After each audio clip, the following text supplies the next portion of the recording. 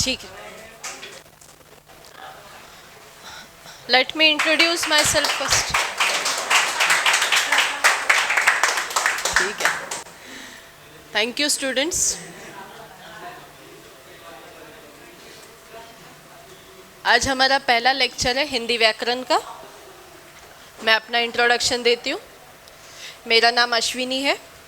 मैं आपको हिंदी, मराठी, हाँ कुछ नए बच्चे हैं उनको नहीं पता है, उनके लिए जो जो जो पुराने बच्चे हैं उनको पता है। ठीक है, तो आज पहला लेक्चर है, हिंदी व्याकरण पढ़ेंगे स्टेप बाय स्टेप, फिर लिटरेचर भी पढ़ेंगे और सारे कॉन्सेप्ट्स भी पढ़ना है, मराठी भी पढ़ना है, एक एक करके सब कुछ, सारी किताबें ख़त्म करनी है। ठीक है, तो पहले तो मैं आपको बता दूं कि कुछ कॉमन टॉपिक्स होते हैं जो दोनों मतलब सीबीएसई में भी होते हैं और एसएससी के लिए भी होते हैं।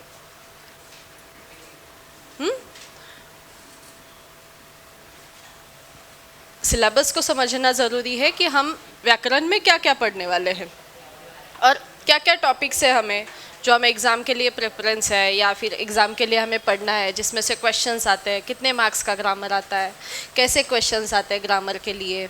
ठीक है, ये सब कुछ आपको बताऊंगी, कोई टेंशन वाली बात नहीं है, धीरे धीरे करके आप समझ जाएंगे। चल, किसको किसको हिंदी सब्जेक्ट पसंद है, अच्छा लगता है, अच्छा स्कोर बनता है? सबको पसंद है? उधर पीछे तो सबको पसंद है। कब से पसंद है बेटा? हाँ, 9वीं से पसंद है। अच्छा, और 10वीं में मज़ा आया पढ़ने में? कौन सा चैप्टर अच्छा लगा आपको 10th में सबसे ज़्यादा?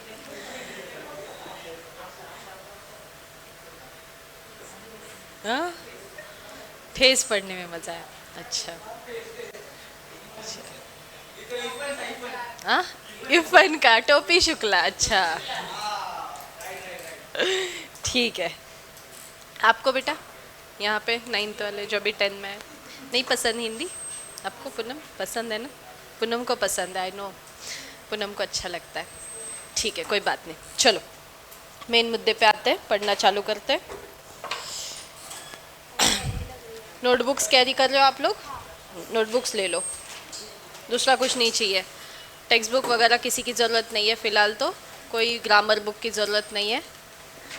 Only we need a notebook. थोड़ा सा ही लिख के देती हूँ, ज़्यादा नहीं, लेकिन जो ज़रूरी है वो लिखना पड़ेगा। आवाज़ आ रही कि नहीं? थोड़ी सी कम कम लग रही है आवाज़, कम लग रही थोड़ी सी, ये सही है? हाँ, चलो।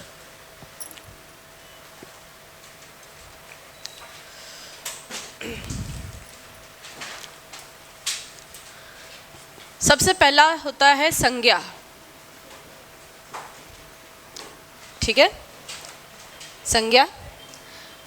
फिर अब उसमें संज्ञा और उसके भेद भी आ जाते हैं। उसके बाद आता है अव्यय। ठीक है, अव्यय। उसके बाद होता है संधि,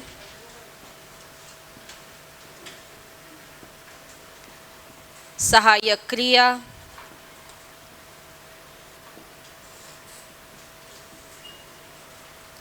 उसके बाद है प्रेरणार्थक क्रिया,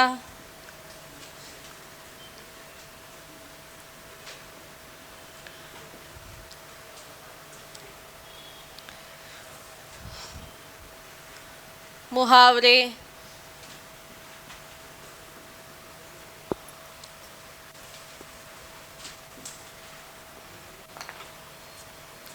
कारक, उपसर्ग प्रत्यय,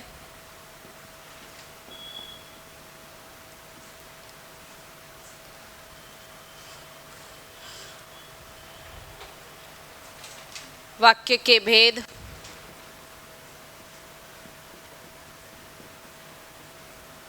काल। ठीक है, ये कुछ मेन टॉपिक्स हैं जो हमें इस साल पढ़ना है। इसके अलावा भी बहुत सारे होते हैं, लिंग, वचन, सर्वनाम, विशेषण, छोटे छोटे। फिर उसके बाद आता है लेखन कौशल्य। लेखन कौशल्य यानी राइटिंग स्किल्स। ठीक है, जिसमें आप पत्र, ईमेल, संवाद लेखन और विज्ञापन, ये सब सीखेंगे। सूचना फलक मराठी में भी होता है, हिंदी में भी होता है। ठीक है, मैं ही आपको मराठी भी पढ़ाऊंगी। चलो, तो आज हम पढ़ेंगे संज्ञा। ठीक है, पहला टॉपिक संज्ञा पढ़ते हैं आज।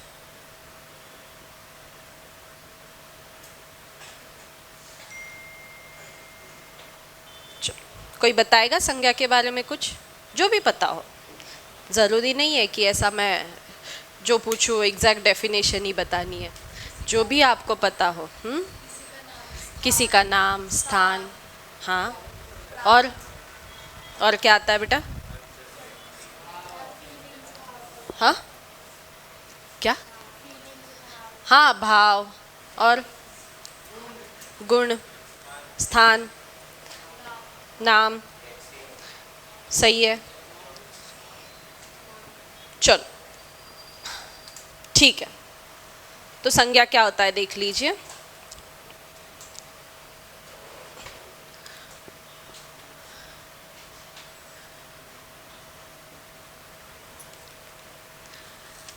जिस शब्द से किसी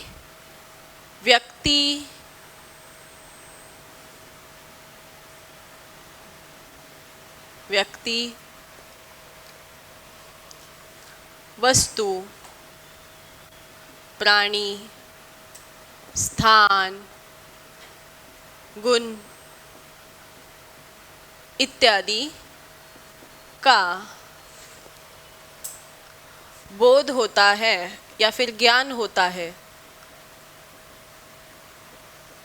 ना, ऐसे शब्दों को, ऐसे जो पर्टिकुलर वर्ड्स है, जो शब्द दर्शाते हैं, किसी का नाम दर्शाते हैं, किसी के गुण दर्शाते हैं, किसी स्थान के बारे में बता रहे हैं, पर्टिकुलर उस शब्द को ही क्या कहेंगे? संज्ञा कहेंगे। ठीक है, ऐसे शब्दों को क्या कहेंगे बेटा?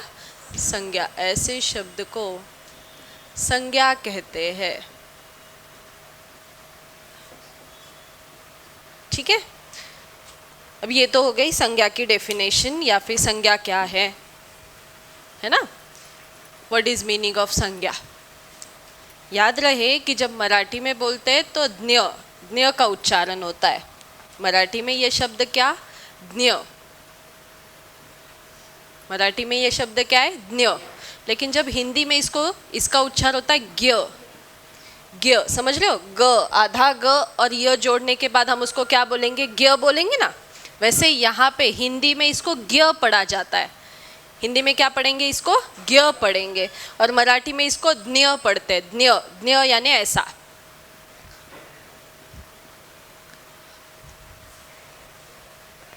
द, न आणि त्याला य जोडलेला ज्ञ, ह्याला ज्ञ ज्ञानेश्वर असं आपण शिकतो लहानपणी, हो की नहीं? बरोबर। और हिंदी में इसको ज्ञ कैसे उच्चारण करेंगे? ज्ञ का उच्चारण करेंगे। तो दोनों भाषाओं में एक ही शब्द का उच्चारण अलग अलग होता है, ज्ञ और ज्ञ। ठीक है, चलो तो अब देखेंगे संज्ञा क्या होता है। तो संज्ञा में आता है किसी का नाम, वस्तु, प्राणी, स्थान, गुण, और भी बहुत सारी चीज़ें होती है, भाव वगैरह। चलो, तो अब संज्ञा के भेद होते हैं। भेद म्हणजे टाइप्स। भेद का मतलब होता है टाइप्स। कितने टाइप्स है? प्रकार, है ना? हाँ, जैसे अगर मैं आपको बोलूँ कि किसी भी चीज़ के मानो कि क्या टाइप्स होता है, ठीक है, तो वैसे ही जैसे ब्लड ग्रुप के टाइप्स होते हैं, A, B, C, D, no, not C, D, A, B, O और A, B, A comma B comma O comma A B, इस तरीके से। तो ये क्या हुए? टाइप्स हुए ना। उसी तरह से यहाँ पे हमारे संज्ञा में भी टाइप्स है। तो क्या टाइप्स है देख लीजिए। पहला है हमारे संज्ञा के 5 भेद है बेटा। सबसे पहले संज्ञा के कितने भेद है? 5 भेद है। कौन है ये 5? हाँ, पहला है व्यक्तिवाचक,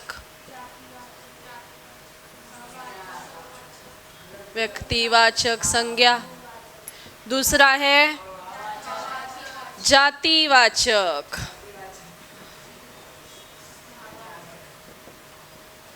जातिवाचक, संज्ञा। तीसरा है भाववाचक संज्ञा। 9th में भी मैंने पढ़ाया था, ये सब पढ़ाया था ना बेटा, 9th में भी ये सब कुछ पढ़ा है। हाँ पूछेगा ही। द्रव्यवाचक संज्ञा और समूहवाचक संज्ञा। तो ये है 5 भेद, 5 टाइप्स। किस चीज के टाइप से? ये संज्ञा, इंग्लिश में नाउन है ना, मराठी में नाम। हाँ अभी पढ़ना है, वो पढ़ेंगे, एब्स्ट्रैक्ट भी पढ़ेंगे, सब पढ़ेंगे धीरे धीरे सब। एब्स्ट्रैक्ट नाउन की डेफिनेशन क्या होती है बताओ? हाँ इसीलिए तो पूछ रहे हो। हाँ एक एक करके सब बताएंगे आपको, ठीक है? चलो सबसे पहले पढ़ते हैं व्यक्तिवाचक संज्ञा। लिख के लेना है आपको। इतना लिख लो। हाँ लिख लो इतना। हाँ लिख लो।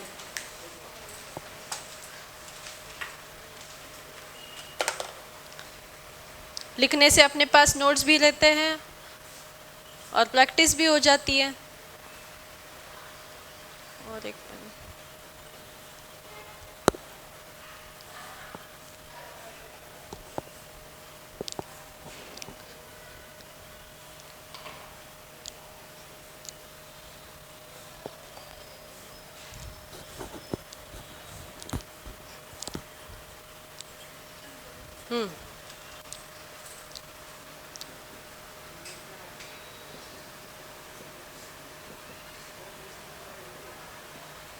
हाँ बेटा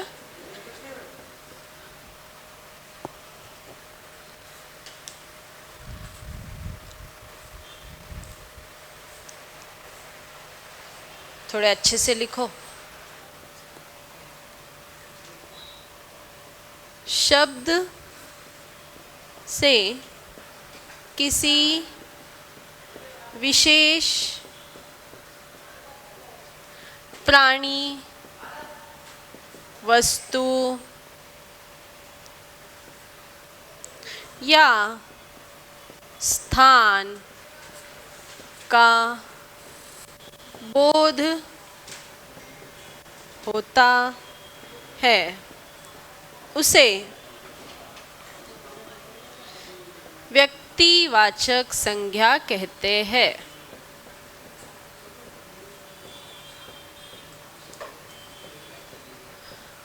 उदाहरण के तौर पे देखिए, हिमालय, ठीक है, हाँ ताजमहल, कानपुर,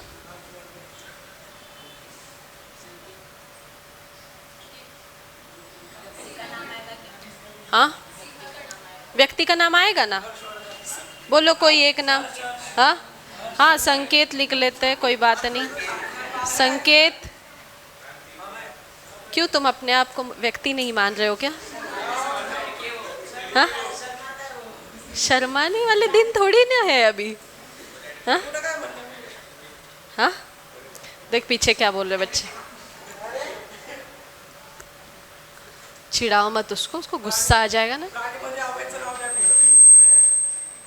ठीक है अभय लिख देते हैं, उसमें क्या, इसमें तो सभी आते हैं ना, प्राणी, वस्तु, बस ठीक है। और बताओ, आप बताओ वस्तु का नाम, वस्तु का क्या नाम आ सकता है भाई? वस्तु को नाम होता है। हाँ कोई भी एक नाम बताओ। पुस्तक, पुस्तक होगा क्या? समूह में कैसे आएगा? द्रव्य में भी नहीं आएगा। हाँ पुस्तक का नाम बताइए ना। प्रेमचंद जी की पुस्तक, हाँ कहानी की पुस्तक, हाँ जो भी है, तो पर्टिकुलर प्रॉपर नाउन हुआ ना, ठीक है। अगर मैं बोलूँ स्कूल, तो स्कूल तो बहुत है, लेकिन मैं बोलूँ कि आदर्श स्कूल, तो आदर्श पर्टिकुलर स्कूल का नाम बता दिया। सरस्वती विद्यालय, तो सरस्वती विद्यालय यानी एक पर्टिकुलर स्कूल आ गया, तो वो हुआ व्यक्तिवाचक। सिर्फ अगर स्कूल ही बता रहे हैं तो जातिवाचक हो जाएगा, समझ रहे हो? अगर मैंने बोला कि लड़के, तो लड़के तो बहुत है, लड़के तो बहुत हैं, लेकिन अगर मैंने किसी का नाम बोल दिया, रोहन, सोहन, मोहन, चिंटू, मिंटू, पिंटू, ठीक है, तो ये हो गया भाई एक पर्टिकुलर व्यक्ति, है ना। समझ गए बात को। गांव, अगर गांव बोल दिया तो बहुत सारे गांव आ जाएंगे।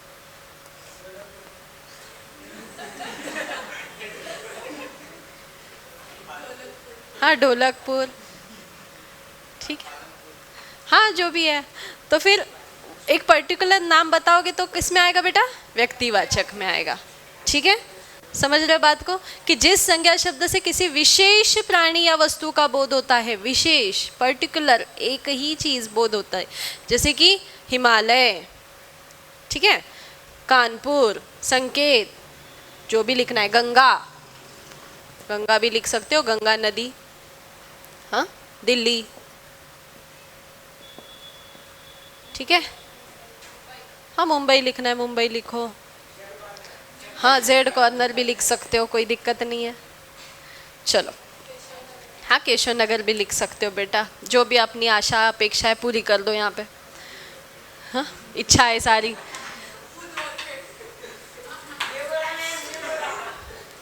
मेरे पे नहीं तो कैमरे पे तो रहम करो, हाँ, वो भी सुन रहा है। मैंने बोला इच्छा अपेक्षा पूरी करो, इसका मतलब ये नहीं तुम तो बड़ी लंबी छलांग लगा रहे हो। चलो लिख लो, आगे का पढ़ते हैं। जातिवाचक पढ़ेंगे फिर, ये व्यक्तिवाचक है, लिख लिया। चलो बढ़िया, आगे करो।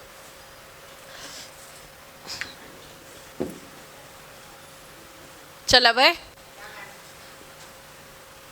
एक सेंटेंस बना के बता जिसमें व्यक्तिवाचक संज्ञा का इस्तेमाल किया गया है, ऐसा सेंटेंस बताओ।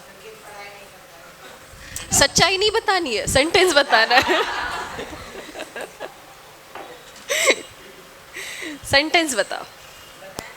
नहीं, सच्चाई नहीं बतानी बेटा, नहीं ऐसा ना करो। अभिनव तू बता।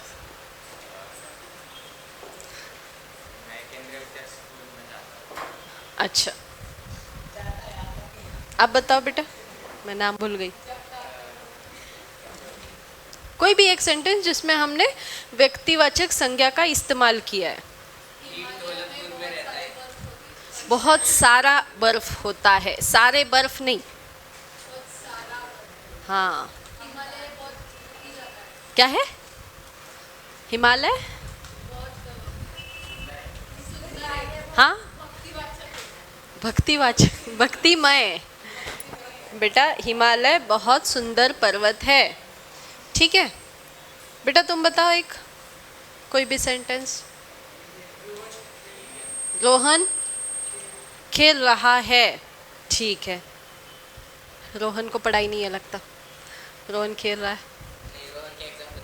अच्छा निकिता तुम बताओ एक सेंटेंस। तुम्हारा गांव उत्तर प्रदेश में है, अच्छा। इसमें क्या व्यक्तिवाचक संज्ञा है? उत्तर प्रदेश, गुड। पूनम आप बताओ। हाँ,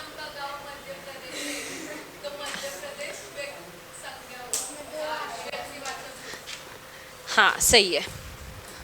श्वेता आप बताओ कोई भी।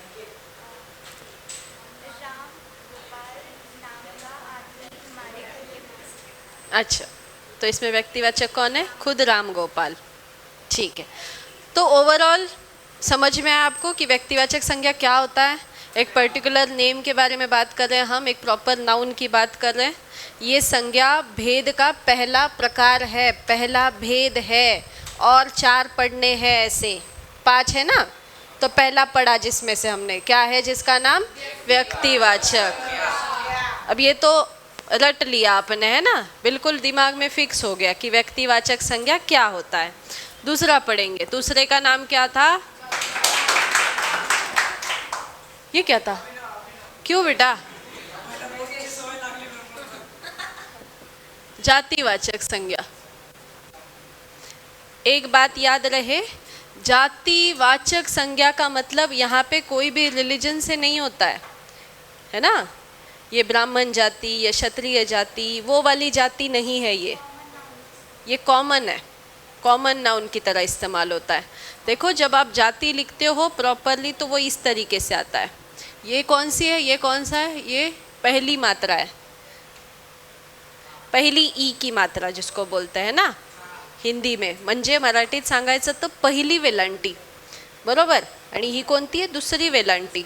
वेलांटी कळते का कोणाकोणाला? नाही कळत वेलांटी? सीख लोगे मेरे से, कोई बात नहीं। उसमें नहीं आता है कोई दिक्कत वाली बात नहीं, मैं सिखा दूंगी। ऐसा कुछ नहीं आता है तो इसका मतलब ये नहीं कि बहुत परेशानी वाली बात है। It's okay, fine. नहीं आता है तो नहीं आता है, ओपनली बता दो।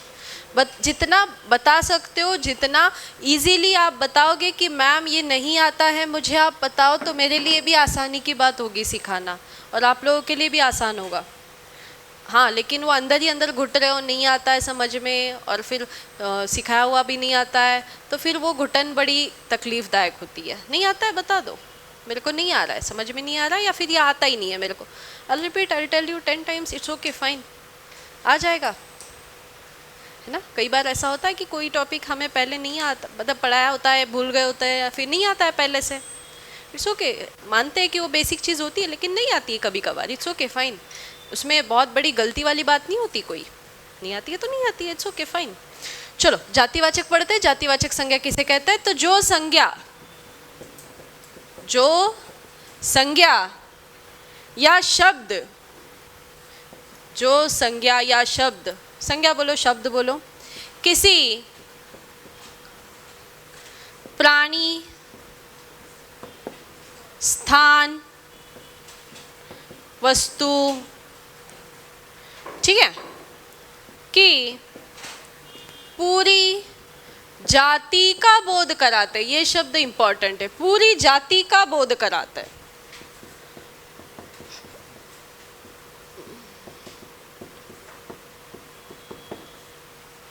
उन्हें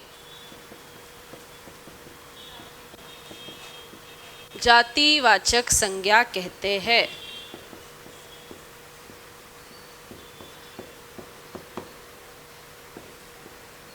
उदाहरण आप ही बताएंगे। पुस्तक और गाय, गांव, शहर, नदी, लड़के, और स्कूल, स्कूल कहो, पाठशाला कहो, विद्यालय कहो, और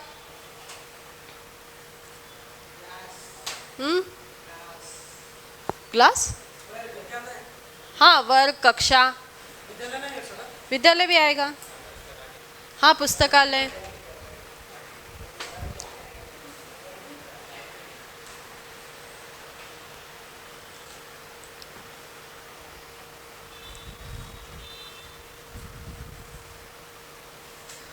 जैसे अगर मैंने कहा यह नगर बड़ा सुंदर है, नगर या शहर, लेकिन मैं किसी शहर या फिर नगर का नाम ही नहीं बता रही हूँ, है ना, तो नगर सुंदर है तो मैं पूरी जाति का ही बोध कर रही हूँ कि नगर सुंदर है। लेकिन नगर में कौन सी सड़क सुंदर है, कौन सी कोई लैंडमार्क मैंने बताया पर्टिकुलर कि भाई ये जैसे कि अगर मैं बताऊँ कि मुंबई नगर बड़ा सुंदर है तो मैंने बताया पर्टिकुलरली कि मुंबई सुंदर है। दिल्ली नगर सुंदर है तो दिल्ली सुंदर है ना।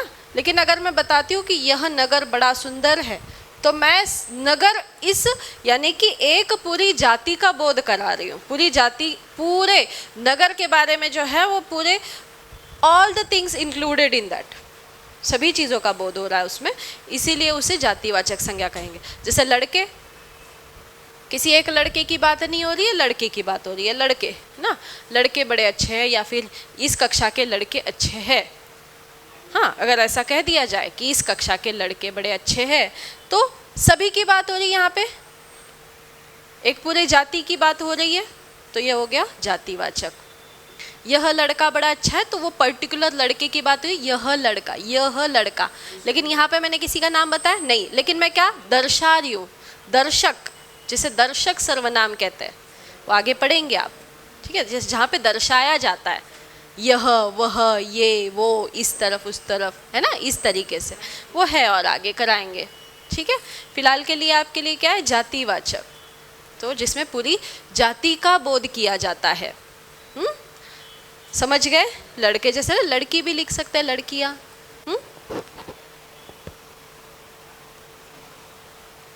चलो आगे बढ़े, ठीक है। नेक्स्ट ले लो बेटा, तीसरा क्या था बताइए जरा।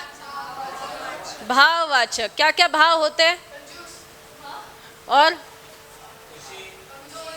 खुशी, कमजोर, डर, भय, गुस्सा,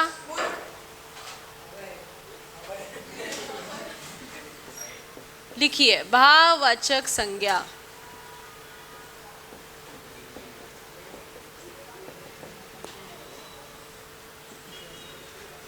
किसी भाव, कॉमा गुण, कॉमा अवस्था, काय झालं बेटा, बोलतोय तू, या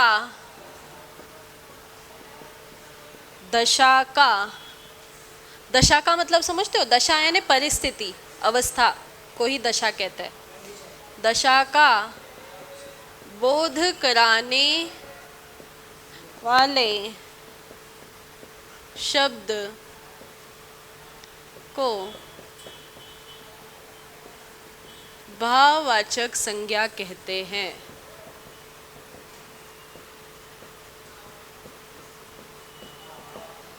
उदाहरण, बेरहम, मासूम, कंजूस, और क्या आ सकता है बेटा? धैर्यशील, निडर, कमजोर, हाँ बेटा, क्या? हाँ वो भी आ सकता है। हाँ मैं बताऊंगी कैसे कैसे उसका इस्तेमाल होता है। जिसका स्वर जो होता है ना, अरे यार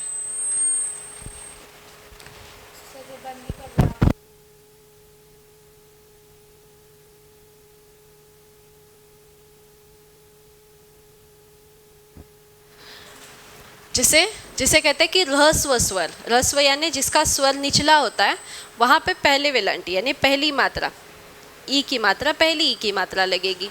जिसका स्वर्ग दीर्घ यानी लंबा चलता है, वहाँ पे दूसरी ई की मात्रा लगती है, ठीक है। जैसे कि अगर मैं बताऊँ कि कोई भी एक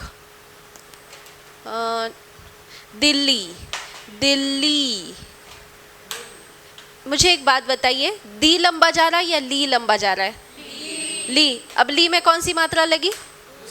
दूसरी, है ना। तो इसका मतलब क्या कि जिसकी मात्रा लंबी चलती है, यानी कि जिसका जब स्वर हम उच्चारण करते हैं ना, स्वर उच्चारण करते समय जिसे दीर्घ स्वर कहते हैं, यानी कि जो लंबे समय तक जिसका उच्चारण चलता है। दिल्ली, दी तो जल्दी खत्म हो गया शब्द, और ली लंबा चलता है, तो वहाँ पे कौन सी मात्रा आएगी? दूसरी मात्रा। जो शब्द जल्दी खत्म हो जाता है वो ह्रस्व यानी पहली मात्रा, ठीक है। तो ऐसे आपको मैं बताऊंगी उस समय, जैसे जैसे वहाँ पे हम एग्जाम्पल्स देखेंगे ना, तो वहाँ पे कैसे यूज़ करते हैं वो भी बताएंगे। धैर्यशील, धैर्यशील पेशेंसफुल, जिसमें पेशेंस होता है। धैर्य यानी पेशेंस जिसके पास होता है वो। और एग्जाम्पल्स के साथ जब हम पर्टिकुलरली कोई एग्जाम्पल में ऐसा शब्द आता है ना, तब मुझे ज़रूर पूछना, ठीक है, क्योंकि एग्जाम्पल्स में पढ़ते हैं ना तो जल्दी समझ में आता है। ऐसे मैं बताऊंगी आप भूल जाएंगे, एग्जाम्पल्स में सीखेंगे ज़्यादा याद रहेगा। और डाउटफुल है, कोई शब्द में नहीं समझ में आ रहा है कि क्या पहला उकार, दूसरा उकार, कौन सी मात्रा, कौन सी वेलांटी, पूछो। नेक्स्ट करें बेटा। हाँ वाक्य बताइए इसके दो चार, चलो वाक्य बताइए भाववाचक के, भाववाचक के वाक्य बताइए।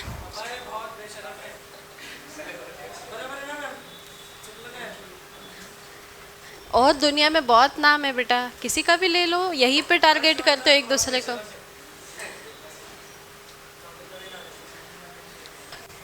चौथा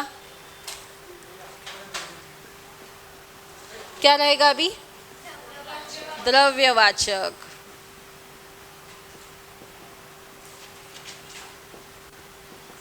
द्रव्य यानी मटेरियलिस्टिक। द्रव्य का मतलब क्या होता है? मटेरियलिस्टिक। ठीक है। किसी धातु, धातु यानी मेटल, द्रव्य या पदार्थ यानी मटेरियल के नाम को द्रव्यवाचक संज्ञा कहते हैं।